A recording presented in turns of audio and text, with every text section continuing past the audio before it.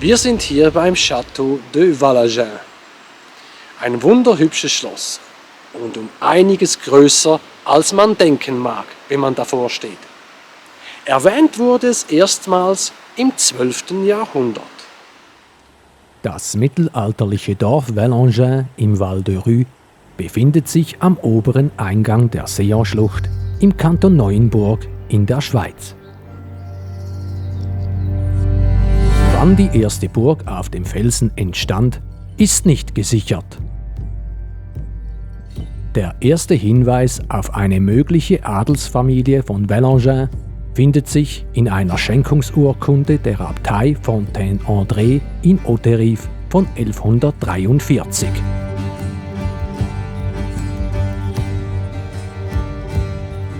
Im Jahr 1215 gelangte die Herrschaft über das Tal an die Grafen von Arberg, einem Familienzweig der Grafen von Neuenburg. Sie nannten sich von nun an von Arberg-Valangin. Die Familie war sehr umtriebig und baute ihre Machtstellung aus. Die ältesten noch sichtbaren Gebäudeteile des heutigen Schlosses stammen aus dem 13. Jahrhundert. Damals beschränkte sich das Burgareal auf den obersten Teil des Felsens. Die Anlage bestand aus einem Wohnturm und einem Hof, der von einer Ringmauer umschlossen war. Zwei weitere Türme folgten im Laufe des 14. und Anfangs des 15. Jahrhunderts.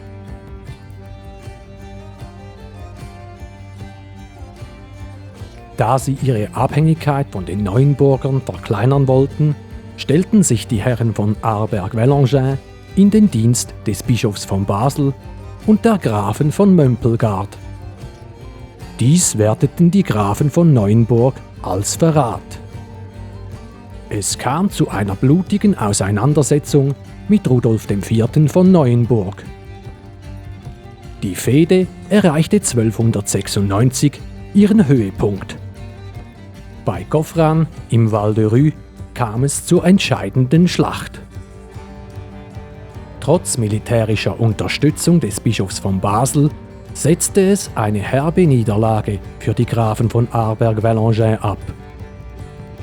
Johann und Dietrich von Arberg-Valangin wurden gefangen genommen.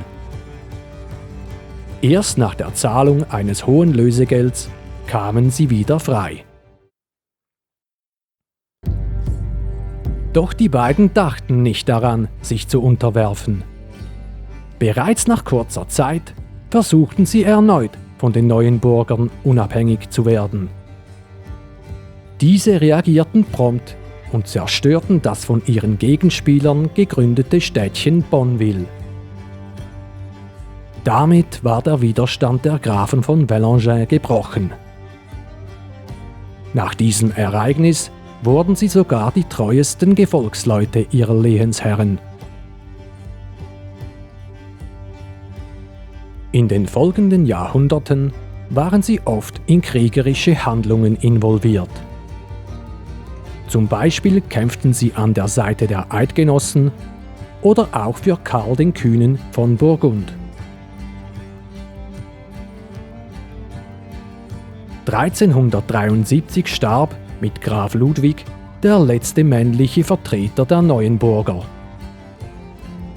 Die Grafschaft ging nun durch dessen erbberechtigte Gattin Isabella an den Grafen von Freiburg.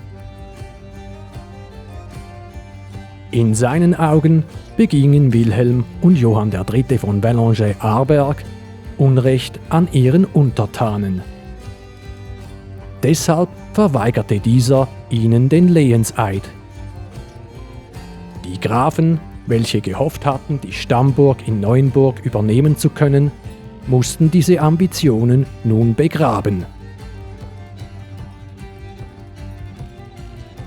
Ab 1430 fanden Bauarbeiten zur Modernisierung der Burg statt. Dies wurde nötig, weil sich mit Aufkommen der Feuerwaffen die Anforderungen an militärische Anlagen geändert hatten. Zudem wurde der Wohnturm komfortabler gemacht. Im Jahr 1455 bestätigte Johann III. Endlich die viele Jahrzehnte zuvor zugesicherten Freiheiten für die Bürger von Valangin und beendete die langen Streitigkeiten. Gegen Ende des 15. Jahrhunderts waren die baulichen Maßnahmen vorerst beendet. Neu verfügte die Burg über eine zweite Ringmauer, welche von 11 Türmen flankiert wurde. Anfangs des 16. Jahrhunderts wurde jedoch schon wieder gebaut. Diesmal kamen Gebäude im ehemaligen Hof hinzu. Claude, der Sohn und Nachfolger von Johann, und dessen Frau Guillemette de Vergy gründeten 1506 die Kollegiatkirche Valangin.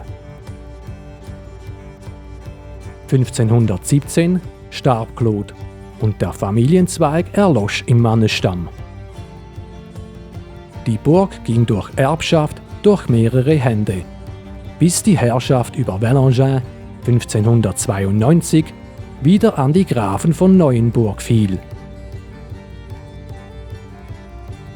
Ab diesem Zeitpunkt spielte das Schloss nur noch eine untergeordnete Rolle. Zuerst war es noch durch einen Hauptmann und einen Schlossverwalter bewohnt, dann nur noch durch einen Hausmeister. Später diente es gar als Gefängnis. Ab 1707 war die Grafschaft Neuenburg und somit auch Valangin mit dem Königreich Preußen verbunden. Im Jahr 1747 folgte eine Katastrophe. Während Restaurierungsarbeiten, welche von König Friedrich II. In Auftrag gegeben worden waren, brach ein Brand aus. Ein Flügel des Schlosses fiel vollständig den Flammen zum Opfer. Der Wohnturm wurde stark beschädigt. Auf Kosten der Bürger und Gemeinden wurde die Anlage zwischen 1769 und 1772 wieder instand gestellt. Friedrich II. Verstand dies nicht. Er fragte sich der Überlieferung nach, warum die Bevölkerung so an der alten Bruchbude hing. Seit 1894 ist das Schloss ein Museum.